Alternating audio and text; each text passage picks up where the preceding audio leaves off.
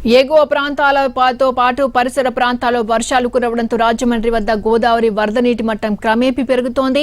భారీ వర్షానికి 1662 హెక్టార్లలో వరి పంట నీట మునిగింది. మరో 2 రోజుల పాటు వర్షాలు కురుస్తాయనే వాతావరణ శాఖ హెచ్చరికలతో అధికార యంత్రాంగం అప్రమత్తమైంది. పూర్తి సమాచారాన్ని మా ప్రతినిధి శ్రీనివాస్ అందిస్తారు.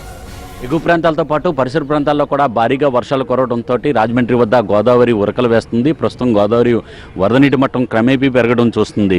ప్రస్తుతం ఈ తూర్పుగోదావరి జిల్లా వ్యాప్తంగా 2 రోజులుగా వర్షాలు కురవడంతో వాగులు వంకలు అన్నీ కూడా పొంగి ప్రవహిస్తున్నాయి. దీంతో వర్షం నీరు అంతా కూడా వచ్చి గోదావరిలో కలవడంతో పాటు ఎగువ ప్రాంతాల్లోని కూడా మహారాష్ట్ర, హైదరాబాదు, మిగతా తెలంగాణ ప్రాంతాల్లో భారీగా కురుస్తున్న వర్షాల కారణంగా అక్కడి నుంచి వస్తున్న వరద నీరు అంతా కూడా క్రమేపీ పెరగడం జరుగుతున్నది. పెద్ద ఎత్తున గోదావరి వరద నీరంతా కూడా కిందకి దిగువ రావడంతో గోదావరి వరద నీటి మట్టం క్రమేపీ పెరగడం జరుగుతున్నది. అయితే ప్రస్తుతం చూసినట్లయితే ధవళేశ్వరం బ్యారేజ్ దగ్గర 3,30,000 క్యూసెక్ల నీరుని సముద్రంలోకి విడుదల చేయడం జరుగుతున్నది. ప్రస్తుతం బ్యారేజ్ దగ్గర 8 అడుగుల వద్ద గోదావరి వరద నీటి మట్టం కొనసాగడం జరుగుతున్నది. అలాగే గోదావరి డెల్టాలోని వ్యవసాయ అవసరాల నిమిత్తం కూడా 4,700 క్యూసెక్ల నీటిని విడుదల చేయడం జరుగుతున్నది.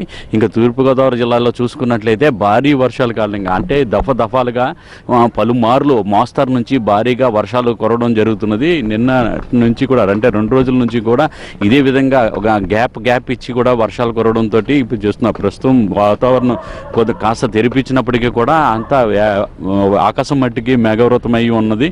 దీంతో మళ్ళీ వర్షాలు కురిసే అవకాశాలు కూడా ఉన్నాయి. అంటే వాతావరణ శాఖ అధికారులు చూపిన సూచనల మేరకు మరో 2 రోజుల పాటు వర్షాలు కురిసే అవకాశం ఉన్నదని చెప్పేసి హెచ్చరికలు జారీ చేయడంతో తూర్పుగోదావరి జిల్లాలోని అధికార యంత్రాంగం అంతా కూడా అప్రమత్తం కావడం జరిగింది.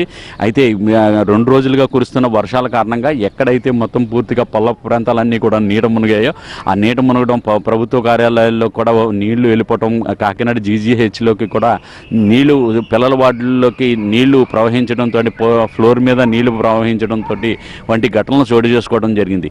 దీంతో మొత్తం తూర్పుగోదావరి జిల్లా వ్యాప్తంగా కూడా అధికార యంత్రాంగం అంతా కూడా పూర్తిగా అప్రమత్తం కావడం జరిగింది.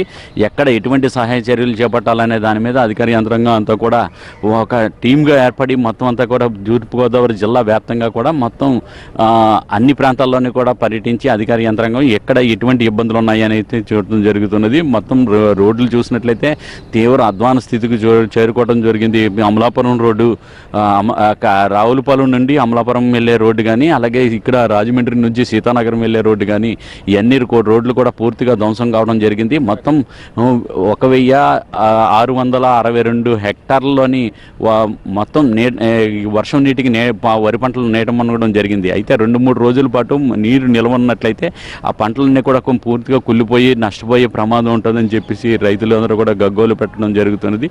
అయితే పంట నష్టాలు ఎంతవరకు జరుగుతున్నాయి, అలాగే ఈ ఎక్కడెక్కడ నీళ్లు మునిగిపోయాయి, కొన్ని చోట్ల ఇళ్లలో కూడా నీళ్లు వెళ్ళిపోయిన పరిస్థితులు కూడా ఉన్నాయి.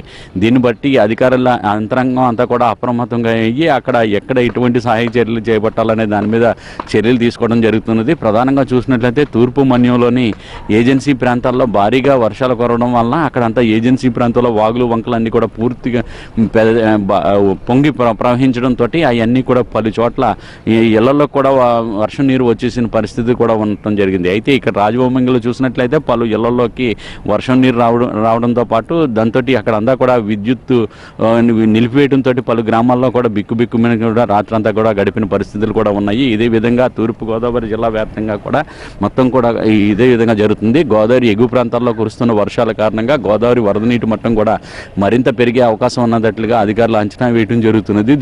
దీంతో గోదావరి రెవెన్యూ కానీ లేకపోతే ఇరిగేషన్ అధికారులు కానీ గోదావరి నదీ పరివాహక ప్రాంతాలన్నింటిలో కూడా పూర్తిగా అప్రమత్తమయ్యి ఎటువంటి సహాయక చర్యలు చేపట్టడానికైనా సిద్ధంగా ఉన్నట్టుగా తెలుస్తుంది.